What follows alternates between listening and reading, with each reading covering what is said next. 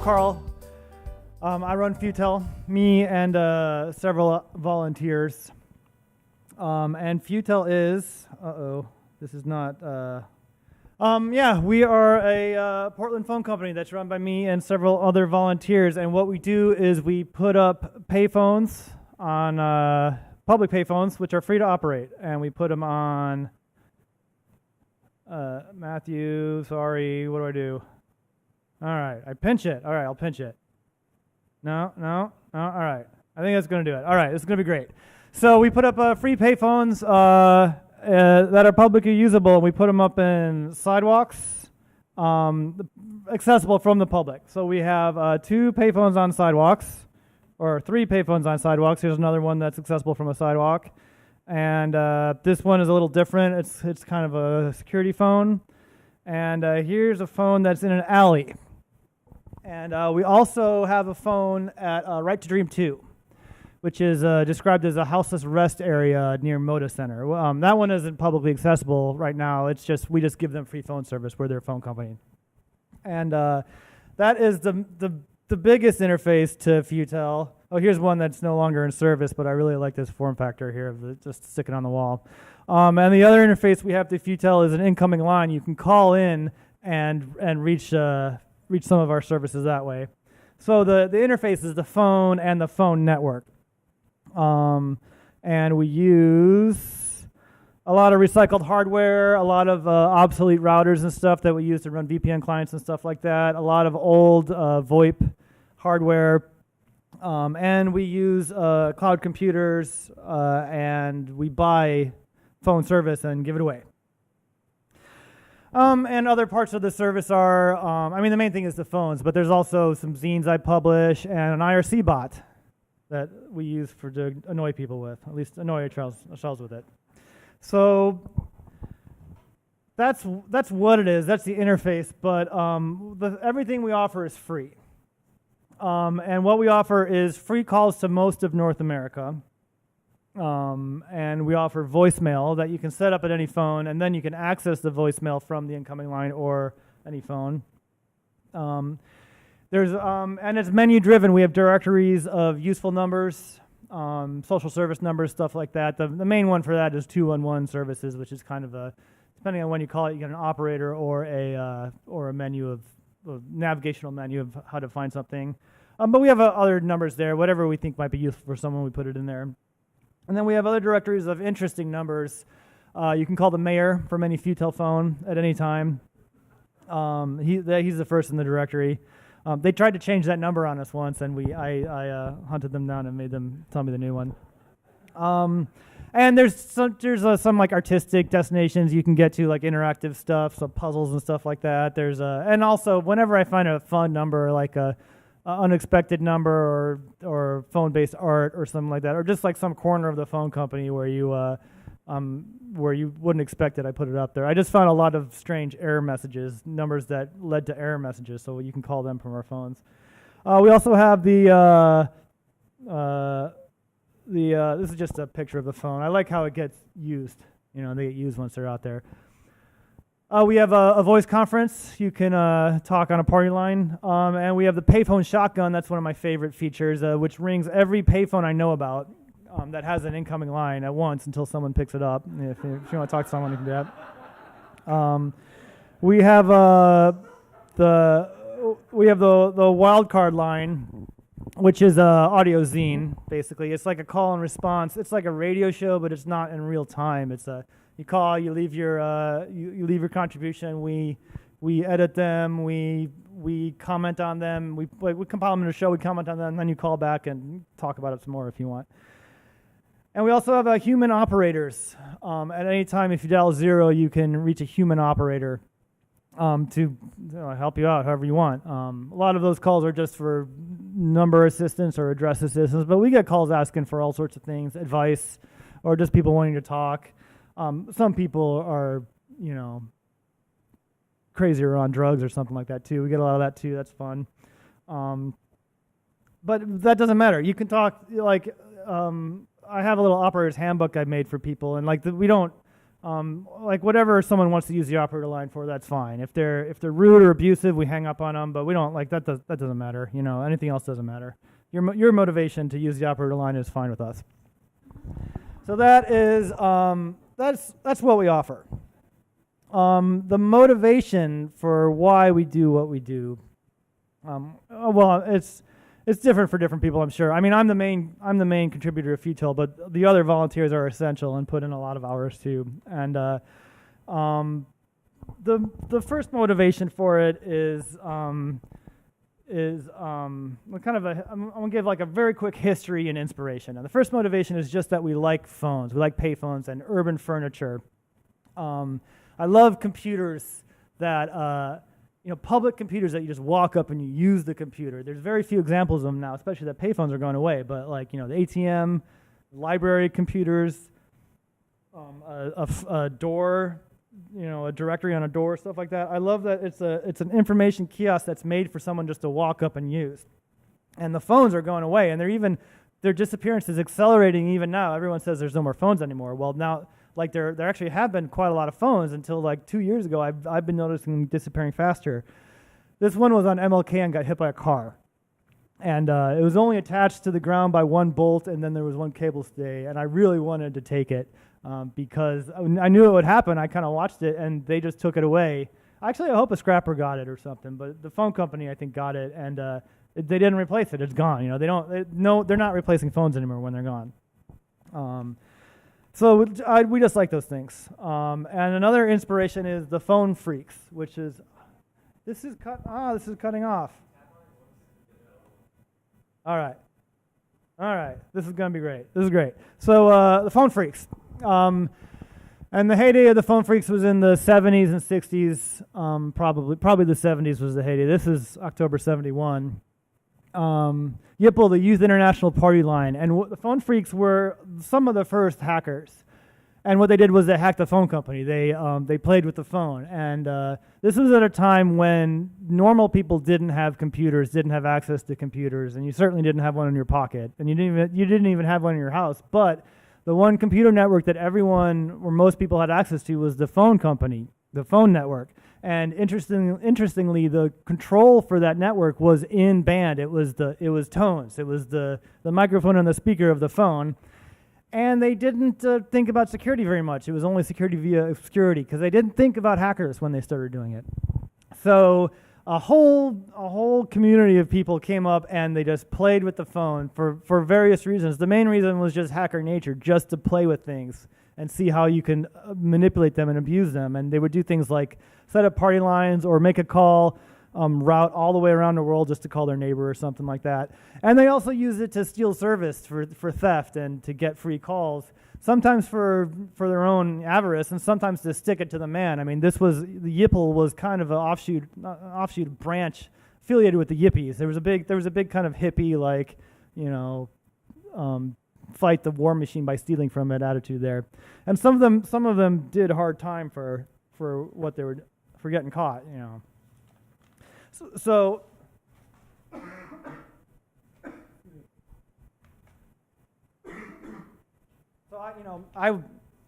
I'm too young to be a phone freak, but I really I liked learning about them and the whole attitude of socializing a service by whether they want you to do it or not. We're gonna steal it and give it away. So we are not freaks. We are the opposite. We are buying service and giving it away. But so those are our not predecessors, but our inspirations. The goals of the service, though, are there's a cross between a social service and an artistic service. So one of them is a social service. It's something that's cheap for us to give away and valuable to the people that use it. And most of the people that use it just to make a call. The first phone that I put up, I didn't add any of that copy or anything like that you saw earlier. It didn't even have a sign that said Futel. It just said phone. And I didn't have any indication that it wasn't just a payphone. And I didn't even tell anyone about it. And I just waited to say who would find it, who would use it, and who would spread it after that. The people that were using it were kids, one, people who would explore a phone when they saw it, and some down and out people who didn't have their own phone. You know, they had a shopping cart and stuff like that, and it spread via word of mouth like that. So service is definitely one motivation, and another motivation is art, is a creative thing. Oh, this is a great slide. But I like adding. I mean, I like putting something in public, and I don't like Burning Man or like festivals and stuff like that. I like sticking something right in the city where people walk by and use it, and I like being subversive in that way by being out in the open and in plain sight, but changing things around a little. And I like this because this plaque is on all our phones, but this is based on a little plaque you'll see on most every payphone that says their copy will say 1, stop, and then two is like listen for dial tone, and 3 is insert coins or something. But the first one is always stop, like you must stop right now and use this device correctly, otherwise like otherwise you're in trouble, you know.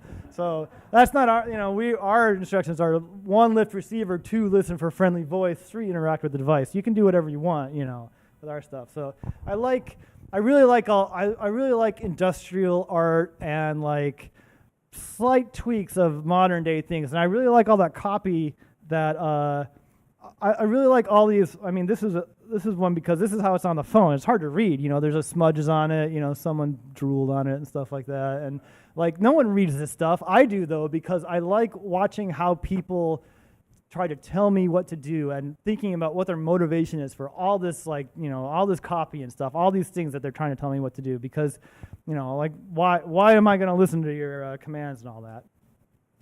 And the final motivation for what we do is power. I feel like we're living in a time of extreme geek power right now because like what we're doing, I'm getting over time, but what we're doing is, all right. So this is something that 10 years ago, I mean, I got into computers I'm old, but so I got into computers a long time ago, and it was, you know, the way to do that was using a Unix system that was associated with an institution or something like that. And 10 years ago, 20 years ago, like the idea of starting a phone company, like even one as limited as us, like it would take thousands to millions of dollars and rooms full of equipment. And now this is like a handful of technical geeks and a bunch of guys with like shovels who can install phones and stuff like that. And we can run a phone company. And this is like there's so many ways to like to make things that are accessible to people right now. It's like, you know, like Twitter robots, you know, or the Pickle Cart, you know, the whole like putting a little thing out there that people can use and work with, and it makes you want to do it. At least it makes me want to do that. So I've always tried to talk about these talks about how to evaluate the project and how to understand how it's working and what aspects of the project make it powerful. But I don't think I think I should see if anyone has any questions or anything like that about it. Yeah. We got 4 right now, is that right? We got Clinton Street, Ainsworth Street, Taylor Street, an alley off of Killingsworth, and then Right to Dream 2. So 4 public phones and 1 that's at the houseless rest area. Actually got one in the works in Ypsilanti, Michigan, be the first one that's not in Portland. Yeah. Sorry.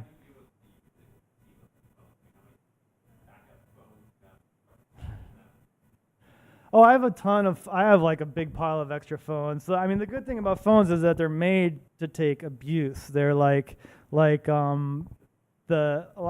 see the handset. You can see all these dents in the handset, and that actually turns out to be the weakest part. That's been the only part that's been broken by a human. Everything else has been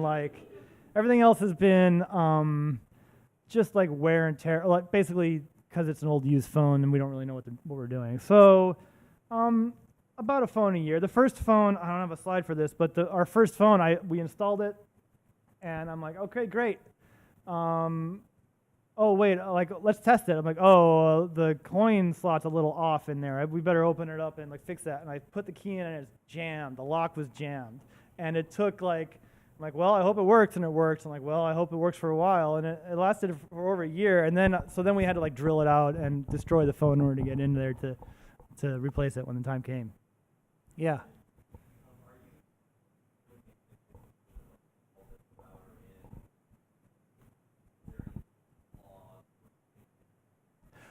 We don't have a privacy policy like that, although it's interesting trying to write one for one place that we were going to put a phone that wanted one.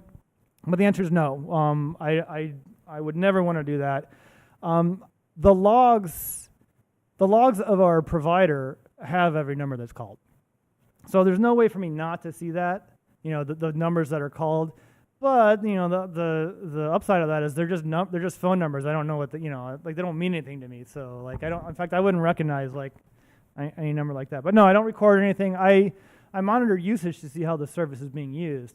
But but that's like which menu option is being used, like who calls, like how many operator calls are done and stuff like that. And I don't record anyone's usage. I don't no, nothing like that. Yeah, it's just metadata. Yeah.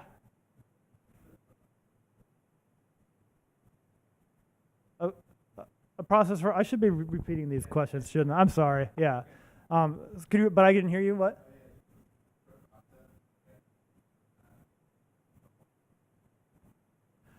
No. The process is like testing it out and making sure that like a site is good for the phone, which basically means internet. Basically means like the internet is, but it's very low bandwidth. It's like 120 kilobytes per second or something like that. So I'm always interested in locations. I'm interested in funding. We're completely grant funded, and I need to hustle something up for this year because last year's attempts did not do so great. But I'm always interested in finding new locations to put up a phone. So if anyone knows of anyone who may be interested, contact me, and I would love to do it. As long as it's public, yeah. Uh-huh.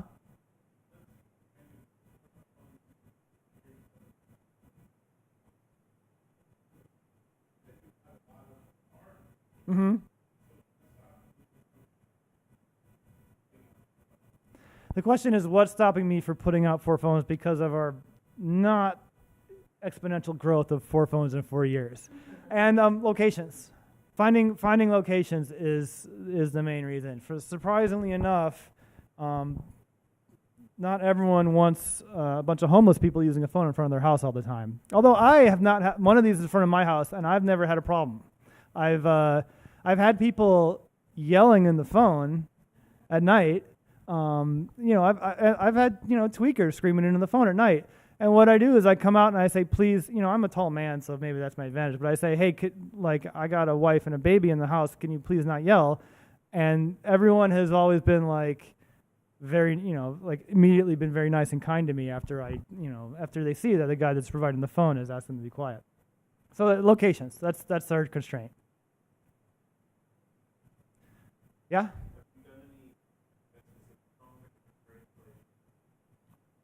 Have we done any event-specific phones? No. We did have, we had a gallery. We had a show in a gallery. What was it called? Bite Me was the show that they do every year. So I guess that counts. We put phones at Tour Camp, which is a hacker camp every other year, offshoot of TourCon. But we haven't done anything like specific content for the phones. Although I have one or two, and there is a proposal in the works for doing that with the Village Coalition, but we'll see how that works out. Yeah. Oh yeah. Do we need more volunteers? Yes. If you visit that website, there is a support page that kind of outlines the 3 main focuses. But yes, we need developers.